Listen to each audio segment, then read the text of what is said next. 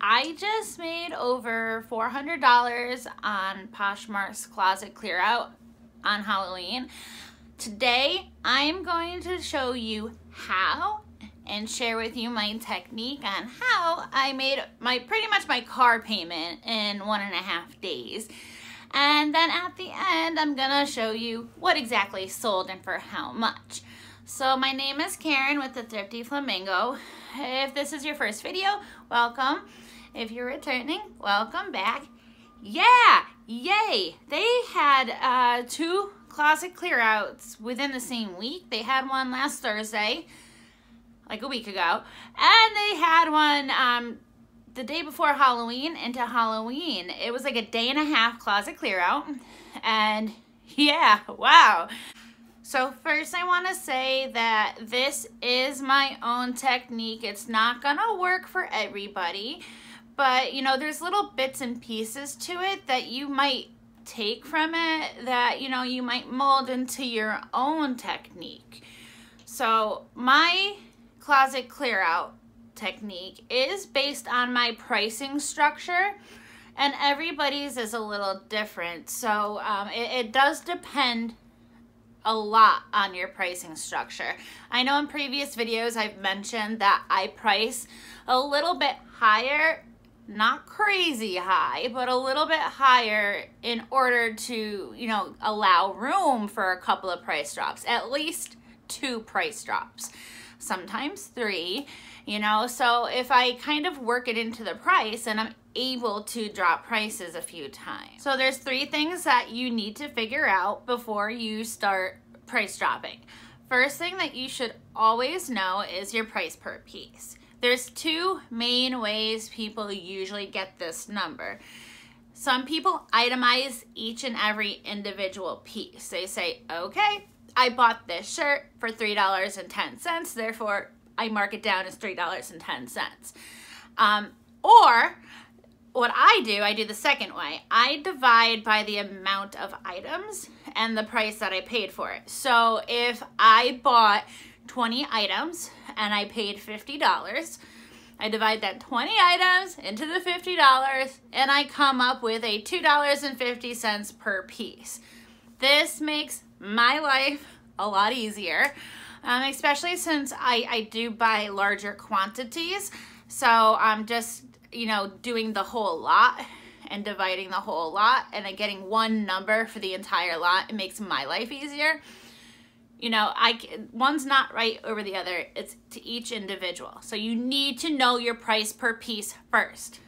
The next thing that's really important to know is the age of your listing and possibly how many relists has it gone through. So I made a video on, you know, what to do if your Poshmark listing just isn't selling. I'll put that above if you haven't seen it. And one of the things is to relist your item. You know, definitely look at your photographs and then, you know, relist your item. So that depends, you know, how long has it been listed? Is it your first go at it? Is it maybe your second or third relist and still not much is going on? So you need to know that. Last thing you need to know is your bottom line and why. Now, sure, you know, most people don't ask themselves, why is this how much I want for that? They just say, okay, I want to get $25 for this item. Yeah, but why? You know, sometimes it's something simple like, you know, well, I looked at sold listings and I did comps, and the general consensus is I can sell this item for $25. That is your why, because sold listings tell me I could get $25 out of this. Your why could also be, you know, because I know it's a high-end item, I know that it's in very good condition, or maybe your why is because I sold something like that before for that much. You need to know what the minimum you're going to be able to take for something.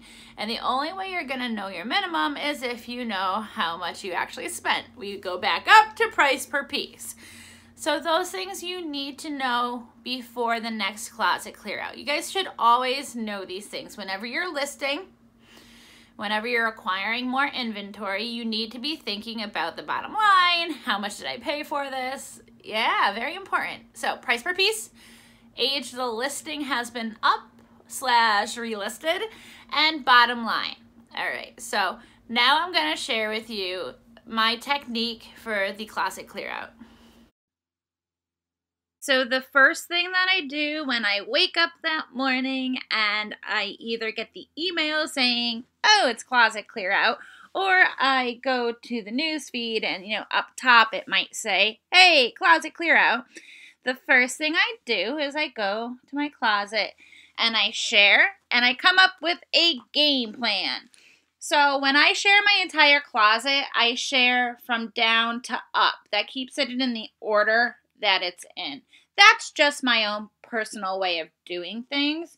And when I'm going from down to up, I figure out, what I'm going to drop when. So from last closet clear out, I kept a few that were dropped already to teach you guys. So I'm going to go to those. So keeping in mind what I was saying before, price per piece, age of the item, and how many relist, and your bottom line. So when I do my first round of drops on the very first day of closet clear out, I drop older items. I drop out of season items, and I drop something that is slow moving. And I don't drop all of them. I drop probably 10 to 15 items my first round. And I have between 250 and 350 active listings at any given time. I've been trying so hard to get that higher, but I have a higher sell-through rate. So, moving on. So, as you see this J. Crew, this is my second relist on it. It's long sleeve. There's really no reason why it's not moving. Maybe it's the size. It is J. Crew. I still have high hopes for it, but it is my second relist. So I did 2 price drops on this. You see, I was at 18 and now I'm down to 12. You see this little arrow that I put in the header? It says down arrow $18. I do that on every single thing that I drop. I put the down arrow and I put the original price it was at. I feel this really helps move items. Nobody remembers what the item was priced at. Sure, they're going to get that push notification saying, hey, Pink Flamingo BTQ has, lowered whatever by 10%. But they don't remember what the actual price was at. Nobody does. So by showing them, hey, this was $18. Now it's at $12. It's kind of like going to the mall and seeing a sale. You always see the original price. I think that really helps. I put that in every single time I drop, and I change it, then I change prices every time I drop, but I leave the original price up there. This also helps me keep track of what I have dropped and what I have not dropped. So as I'm sharing up, think about it, 250 items, and I'm doing maybe 10 and 15 at any given time. I'm not just doing them all at once. How am I going to remember what I dropped and what I didn't? That down arrow is also for me. So the reason why I went to $12, I bought that in a fill a bag. I probably paid like 25 cents, 50 cents for the thing. So that's my lowest. That is my bottom line. That is the second relist, but I know how much I bought it for. I know what my bottom line is, and I know how old it is. I am going to go relist it. Now, if you look 2 items to the right, you're going to see a pair of Converse and a pair of 7 for All Mankind. They have 0 likes, 0 anything. I just relisted those. So those are brand new listings that, relist. Now these Joe's jeans, these are also on their second relist. You see how that's a big difference, $38 to $15? That's pretty much more than half off. That's crazy. I don't know if it's my photograph. They were really tough to photograph. I don't know why. There are 9 likes on them. And I don't drop prices unless there's at least 6 likes or in an extreme case. 6+ likes I drop, and you know, they still didn't move. So I'm going to go do best practices. I have them, you know, packed up right now. I pulled them out of inventory, and I'm going to go reshoot them. I'm going to go take new photos of them.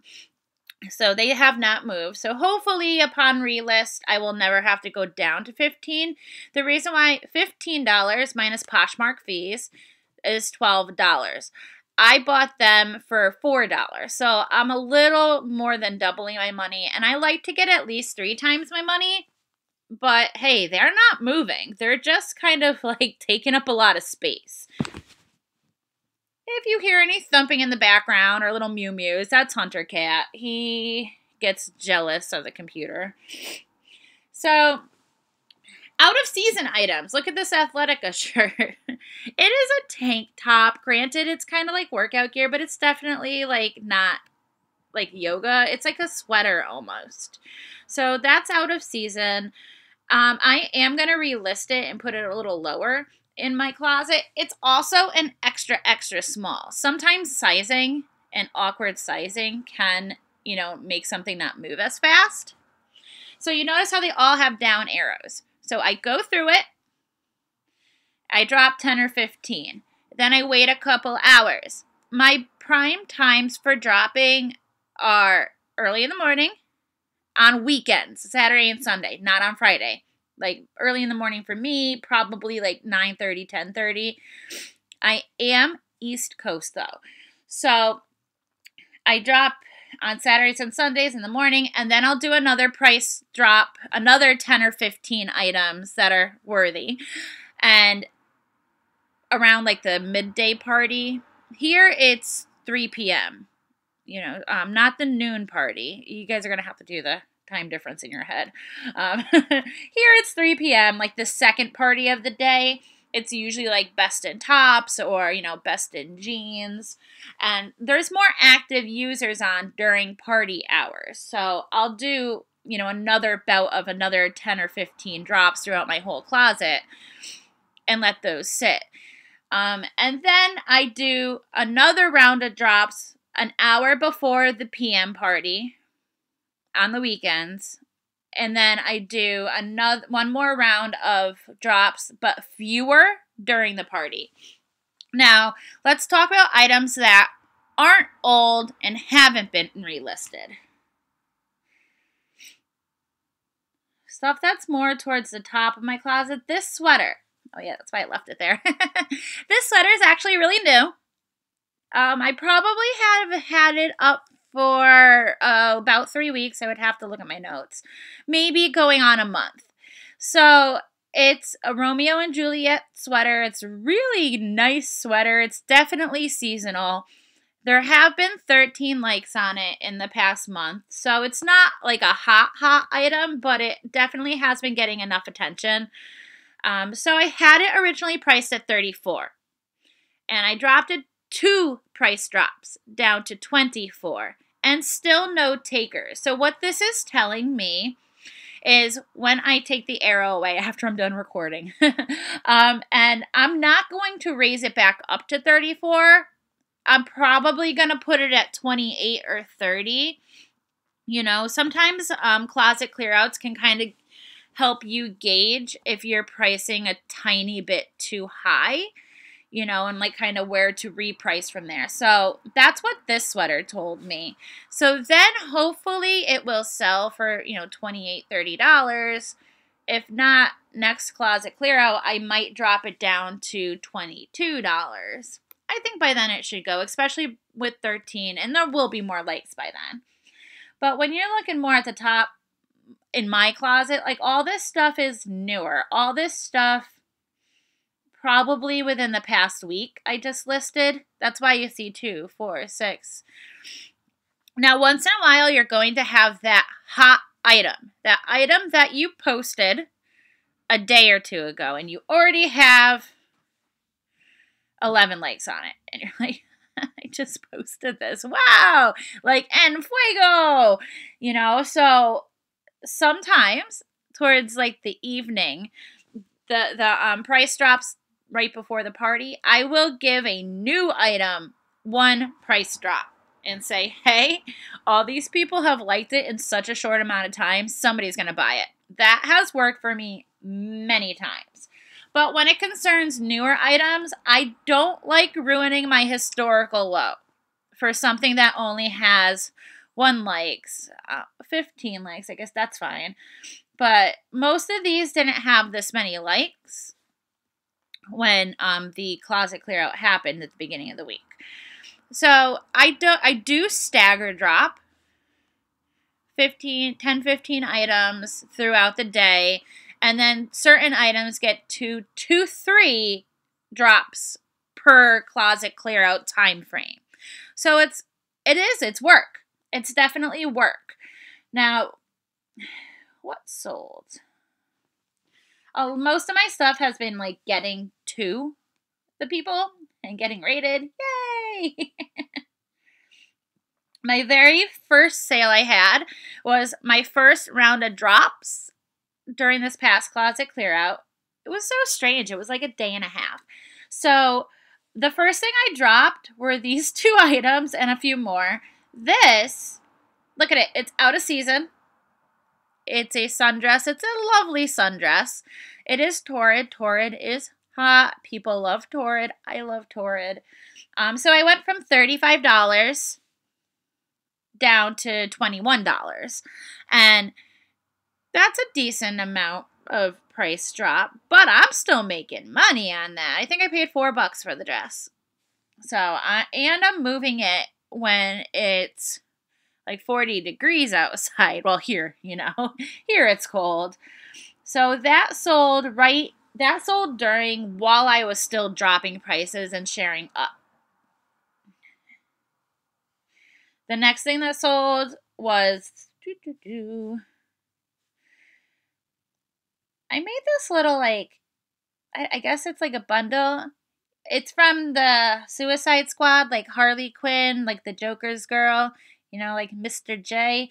So they're like these pants that have like bang bang on them. And there's like a Harley Quinn hat. Hey, it was Halloween time. So I dropped that once. I went from 32 down to 28 and somebody got it right away.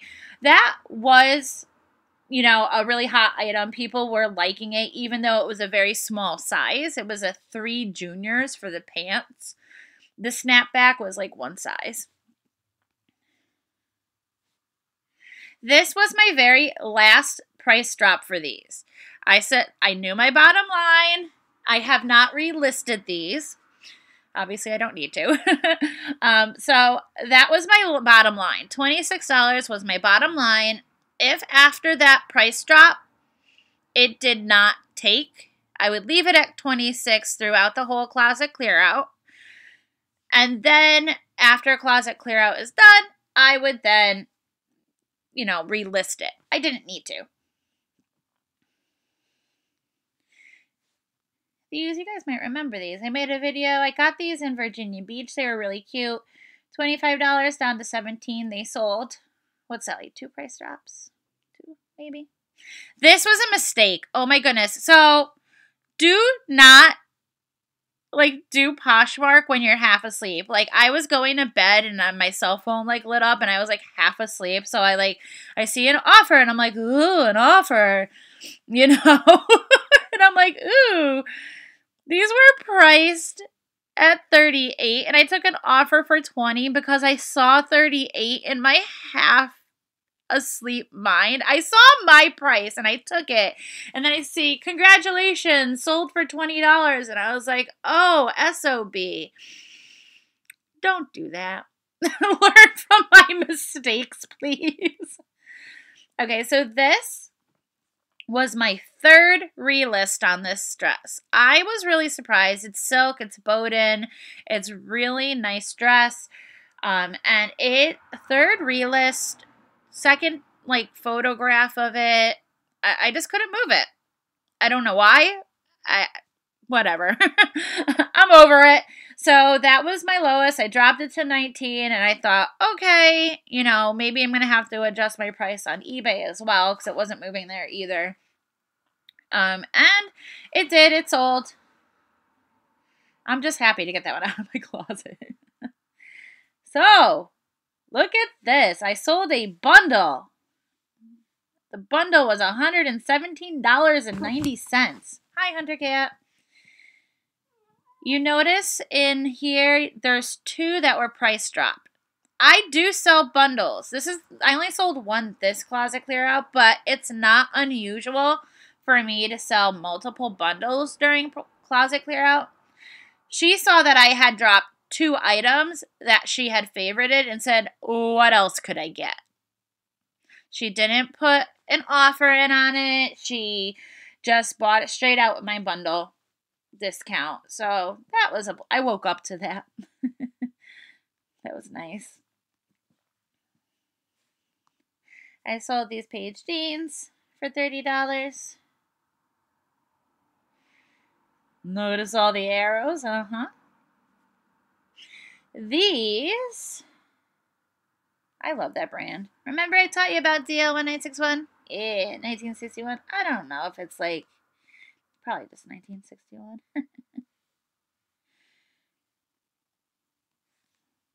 So these, they were more beat up than I thought.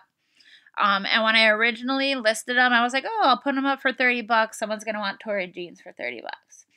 And then I dropped price before closet clear out happened. However, I am not lying by saying $30. I originally had them at $22. You know, so the $30 isn't quite lying. Originally, they were $30. It looks better. So this Carly, I guess LuLaRoe is like in all this heat or something like that. I don't know too much about it. You notice I'm selling a lot of jeans, right? And I have 3 more. So, no, 4 more. BCBG dress. This I got at a yard sale in Connecticut. Guess how much? Guess how much? Drum roll. $1. New with tags. So yeah, $17 for a new with tags BCBG dress. I don't usually sell that brand.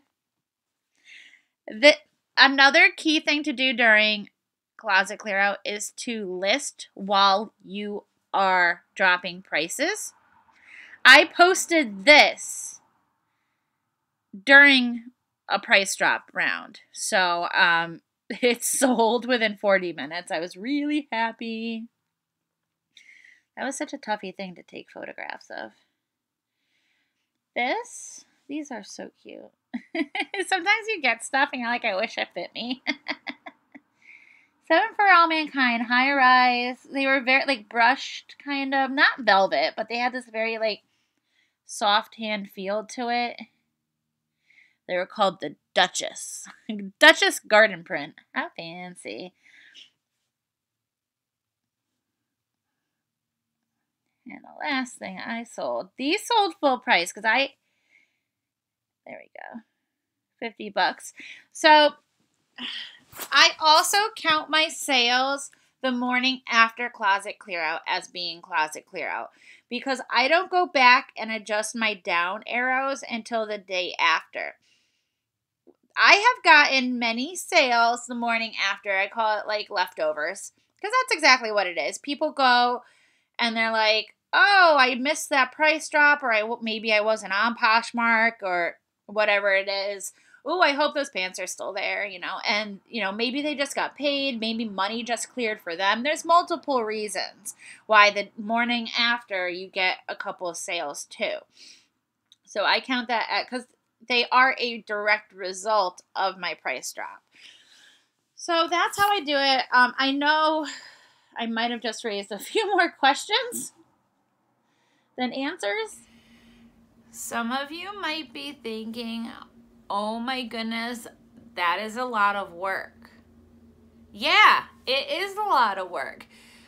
For $405 in a day and a half, what other job could you do that would rake in that much money for a day and a half of your time? Never mind that, like, most of you are sitting on the couch watching TV in the background and you're sharing and you're poshing. That's what I do.